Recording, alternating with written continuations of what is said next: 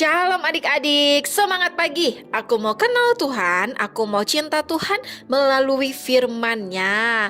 Wah, sudah hari Senin aja nih ya hari ini. Losa harap adik-adik tetap semangat ya untuk menjalani semua aktivitas di sepanjang hari ini. Nah, Losa Ika akan menemani adik-adik juga di dalam renungan harian sekolah minggu GKTB. Tapi seperti biasa, sebelum kita merenungkan kebenaran firman Tuhan bersama-sama, mari kita berdoa.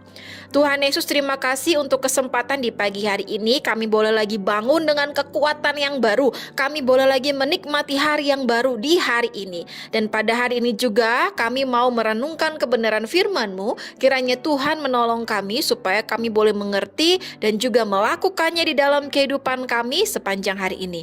Dalam nama Tuhan Yesus Kristus kami sudah berdoa. Amin. Nah, adik-adik, di pagi hari ini kita masih mau melanjutkan merenungkan kebenaran firman Tuhan di dalam kitab 2 Samuel pasalnya yang ke-13 ayat yang pertama sampai ayat yang ke-22. Nah, Losa Ika akan membacakan untuk kita semuanya di dalam ayatnya yang kedua dan adik-adik bisa menyimaknya di dalam Alkitabnya masing-masing. Demikianlah firman Tuhan. Hati Amnon sangat tergoda sehingga ia jatuh sakit karena Tamar, saudaranya itu. Sebab anak perempuan itu masih perawan dan menurut anggapan Amnon mustahil untuk melakukan sesuatu terhadap dia. Nah, adik-adik, melalui kebenaran firman Tuhan ini kita dapat melihat bersama-sama ya bahwa dosa yang telah dilakukan oleh Raja Daud ternyata tidak hanya berdampak bagi dirinya saja, melainkan berdampak bagi keturunannya. Nah, hal ini kita dapat lihat ketika Amnon, anak pertama Raja Daud, dan Tamar, anak dari Raja Daud juga tetapi dari ibu yang berbeda, yaitu nama ibunya adalah Maaka. Nah, adik-adik, Tamar dan Amnon mereka ini masih saudaraan. Tamar ini ternyata adik tirinya dari Amnon. Nah, pada saat itu Amnon ini tahu bahwa Tamar itu masih saudaranya. Akan tetapi ternyata ia suka kepada Tamar. Ia tertarik kepada Tamar karena Tamar juga pada saat itu adalah seorang perempuan yang cantik. Ia adalah seorang perempuan yang masih perawan. Nah, Amnon ini tahu bahwa hal tersebut sebenarnya tidak boleh ia lakukan, tidak boleh ada di tengah-tengah kehidupannya. Apalagi ia dan juga Tamar masih saudara. Akan tetapi Amnon ini tidak memperdulikan. Amnon ini tidak mau tahu. Sehingga ia terus-menerus melakukan berbagai cara untuk mendapatkan Tamar. Bahkan kalau kita lihat di dalam kebenaran firman Tuhan yang kita baca bersama-sama tadi, Amnon memperkosa Tamar. Nah, adik-adik, setelah Amnon ini memperkosa Tamar, ia kembali lagi melakukan hal yang tidak baik. Ia kembali lagi melakukan hal yang tidak berkenan, yaitu ia mengusir adik tirinya itu begitu saja. Lihat, Amnon sudah ia melanggar aturan yang ada di tengah-tengah bangsa Israel pada saat itu. Ia memperkosa Tamar, bahkan setelah itu ia mengusir Tamar begitu saja.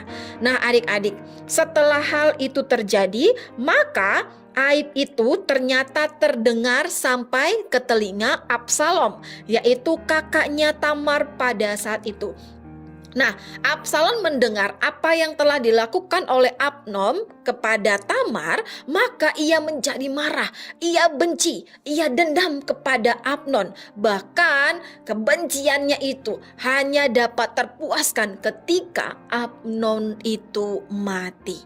Nah, adik-adik, melalui kisah ini kita mau belajar bersama-sama bahwa ternyata dosa itu memiliki dampak yang luar biasa. Tidak hanya berdampak bagi diri kita sendiri, bahkan juga berdampak bagi keturunan, bahkan juga orang-orang yang berada di sekeliling kita.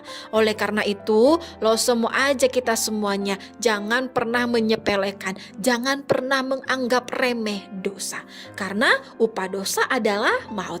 Dan ketika kita sudah menyepelekan dosa, kita menganggap menganggap remeh dosa, maka kecenderungan kita akan terus-menerus melakukannya, bahkan melakukan dosa-dosa yang lain.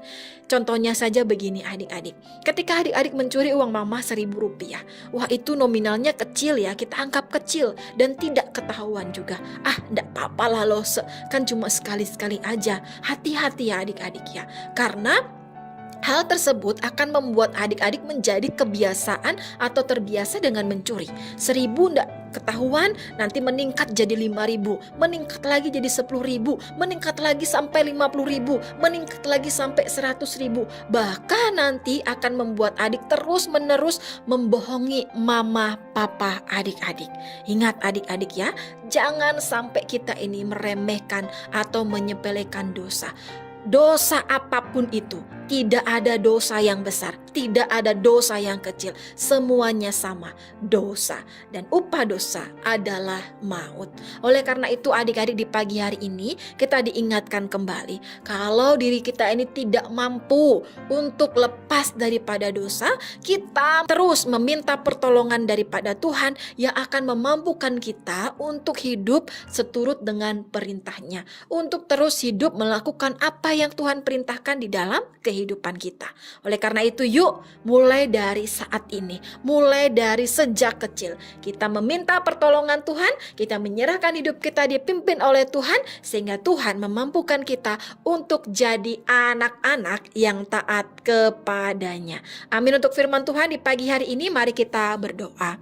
Tuhan Yesus, terima kasih untuk kebenaran firman-Mu di pagi hari ini yang mengingatkan kami supaya kami tidak menganggap remeh dosa, supaya kami tidak menyepelekan dosa, karena dosa berdampak bagi diri kami sendiri, bahkan juga bagi orang-orang yang ada di sekeliling kami. Oleh karena itu kiranya Tuhan terus menolong kami supaya kami boleh menjadi anak-anak yang terus taat, terus melakukan apa yang menjadi perintah Tuhan di dalam kehidupan kami. Kami juga berdoa menyerahkan untuk aktivitas kami di sepanjang hari ini. Kiranya Tuhan Yesus menolong kami supaya apapun yang kami lakukan dan kerjakan, kami kedapatan memuliakan nama Tuhan. Dalam nama Tuhan Yesus Kristus kami sudah berdoa.